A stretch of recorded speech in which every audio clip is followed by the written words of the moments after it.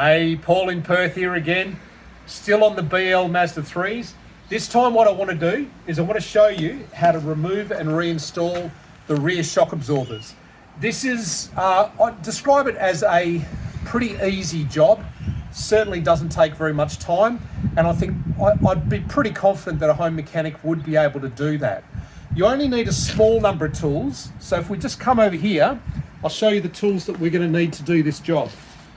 We're going to need a 17mm socket for the bottom bolt of the shock absorber. We're going to need a 12mm deep, so it has to be deep. You won't be able to do it if you've got a little shallow one.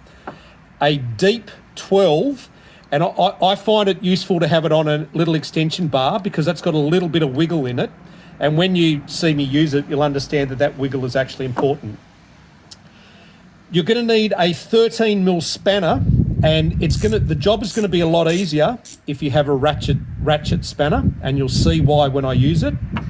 And you're going to need a set of vice grips, and of course you're going to need something to drive your sockets. So I'm going to use this impact wrench here.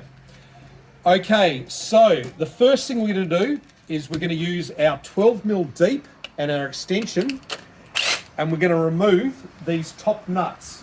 So come around here, and just before I take them off, if you want to get the camera in there, just to show you what's at the top of the shock absorber.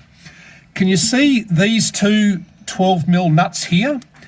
We need to remove those. So what I'm going to do is I'm going to stick my 12mm deep up onto that. I'm going to remove it, and then the other one.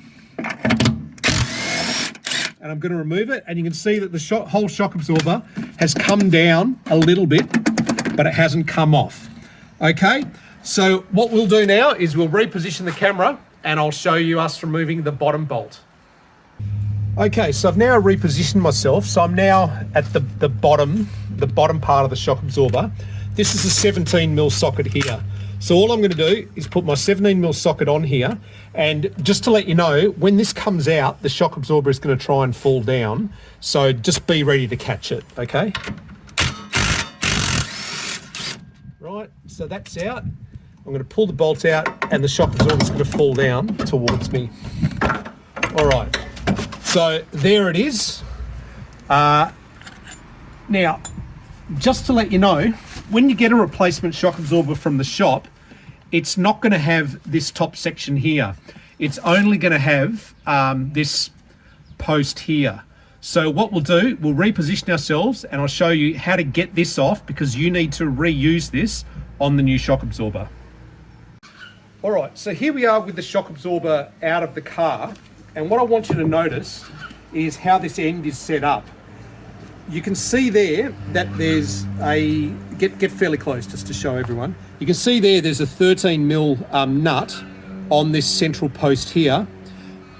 Quite often this bit of rubber is actually covering that 13mm nut. So if you can't see it, what you need to do is gently pull away that rubber until you can see that 13mm nut.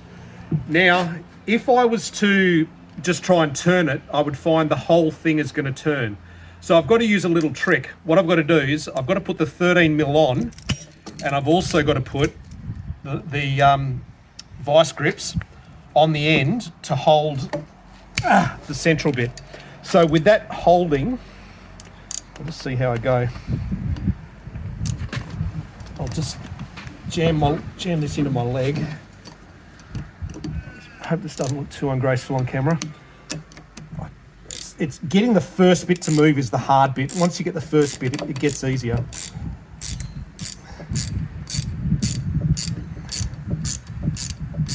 Right, so that's going nicely now, and I am feeling it getting easier and easier. So eventually it will just get loose enough that I can do it with my fingers, but I'm going to keep going from there. There we go, that's got really loose now. Okay, so if I let off my vice grips, I'll find that I can just roll the rest of that nut off. And with the nut rolled off, I can just pull that shroud off, and there you go. So that's the top of the shocky. There's the dampener there and the little dust cover. And there's the actual shocky. So when you buy the replacement, that's actually what you're going to get. So you're going to have to install this onto the new one that you get.